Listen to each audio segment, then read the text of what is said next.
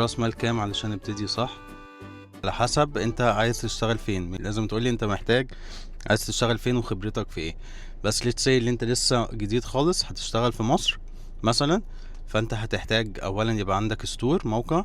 هتلاقيني حاطط في اللينك في البايو لينك لشوبيفاي، بيدي اول 3 ايام فري، وبعد كده لمدة 3 شهور كل شهر بدولار واحد، يعني ب50 جنيه في الشهر. وبعد كده بتنقي منتجات. انا نصيحتي ما تروحش تشتري بضاعة في الاول، تشتغل مع افيليت او دروب شيبينج سبلاير في مصر. عندك تاجر وعندك فيندور وعندك كذا حاجة تانية، مش بغرض الربح عشان هتتعب لحد ما تكسب منهم، بس بغرض ان انت تعمل اعلانات وتتعلم بايدك بطريقة كويسة جدا من غير ما تشتري بضاعة. تمام، بقى كده هتعمل الاعلانات بتاعتك. فاحنا قلنا شوبيفاي ده حاجة يعني 50 جنيه بس في الشهر.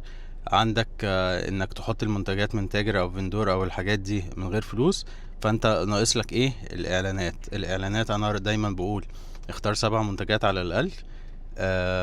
كل منتج فيهم اعمله تست ب300 جنيه بس.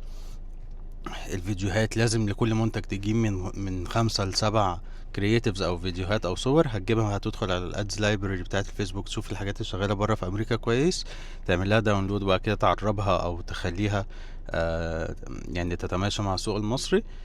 وبعد ما تعمل ده كله اعمل الاعلانات بتاعتك. هنقول 300 جنيه في 7 منتجات يبقى 2100 جنيه.